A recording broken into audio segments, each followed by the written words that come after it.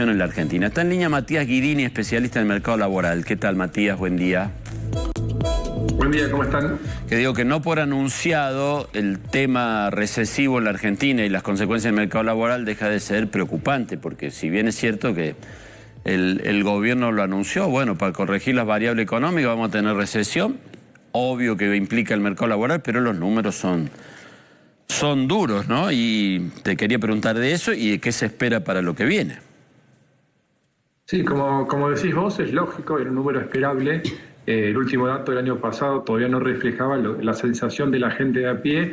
Para mí es un poco alto. Se ve que el primer trimestre fue duro, pero bueno, ese dato sigue estando preocupante. Hay que recordar que el último dato había sido el primer trimestre del año 2023 había sido un 7%, con lo cual, como decías vos, 7,7 contra el 5,7, acá lo más preocupante es el cambio de tendencia, ¿no? O sea, es el primer trimestre que cambia y empieza a aumentar el desempleo, y yo imagino que para el resto del año esto va a seguir así, probablemente llegando a un 8, un 9 o tal vez un 10%. Sí, el problema es que se espera para el futuro. A ver, porque yo te voy a decir mi posición. Yo creo que había algunas variables es el tema de tarifario y demás, había algunas variables que había que controlar, alguna vez había que ponerlas más o menos en línea o intentar ponerlas en línea y que eso iba a producir el desajuste. Ahora, el problema es si las medidas que se tomaron después de todo eso llevan a que alguna vez todo esto se reactive, que se reactive la economía y que se reactive el mercado laboral por ende. Sí, totalmente. Acá es interesante recordar que estamos en paralelo con una ley bases que intenta poner en mano sobre el mercado del trabajo. Recordar que era uno de los temas, la supuesta reforma laboral, que después terminó muy minimizada con un par de iniciativas que tienen que ver con el periodo de prueba, el fondo del cese, algo para los trabajadores informales, pero como bien decís vos, hoy la situación del empleo en Argentina es en descenso, hay poca demanda laboral, hay un mercado laboral que todavía no está revisado, y como te decía, en este contexto lo más esperable es que este número siga subiendo, por lo que ya vimos en este segundo trimestre, supongo más cerca del 8 o el 9%, y habrá que ver si al final del año no llega a las dos cifras, que como bien decías vos, para poner un poco de perspectiva, sigue siendo un número bajo. Hay que recordar que el desempleo más alto de los últimos años fue saliendo de la pandemia en el gobierno de Alberto Fernández con un 13%, pero venimos de un pico histórico allá después del 2001 del 21%, con lo cual es un valor, como decías vos, que crece. Ese es el dato, el cambio de tendencia. Todavía estamos en un desempleo en el mercado formal, hay que recordar, bajo, pero digo mercado formal porque lo que crece en Argentina es el trabajo en negro, y ahí la desocupación pega muchísimo más. Claro, estaba escuchando ayer, Matías, sobre el tema. Está bien, si bien no ha aumentado tanto el desempleo como uno podría pensar, o sea, bueno, todo lo que dijiste vos es más que el año pasado y es preocupante el cambio de tendencia, pero no sigue siendo un número que no es tan alto, pero que dice que ha caído mucho la calidad del empleo. ¿Esto es así? Totalmente, en dos sentidos. Uno es la pérdida del salario real.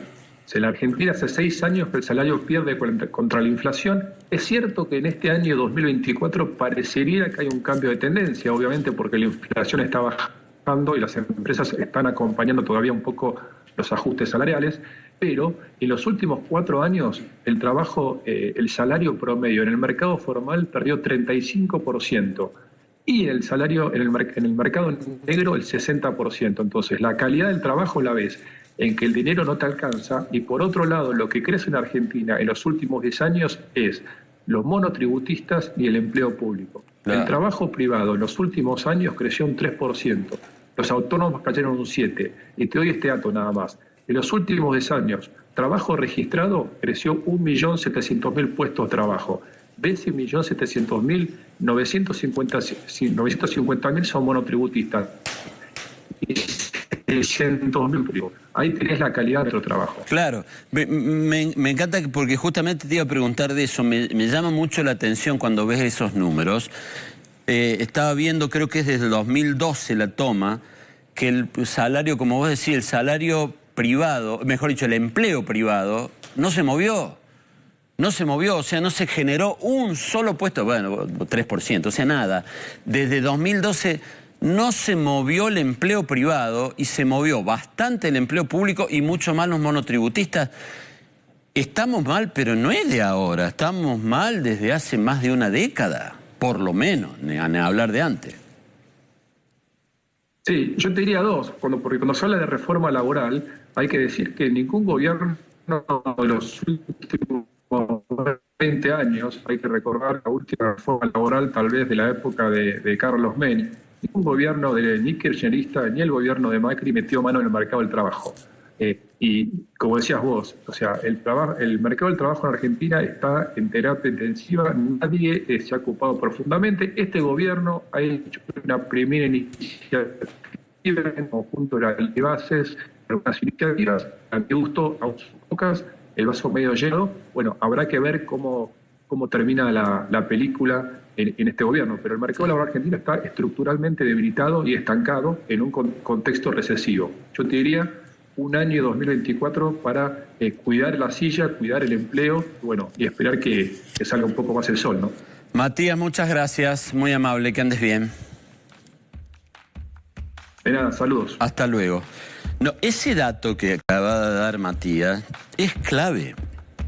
Vos tenés que en 12 años no ha aumentado el empleo privado, o sea, no ha habido inversión. Sí, lo mostré hace...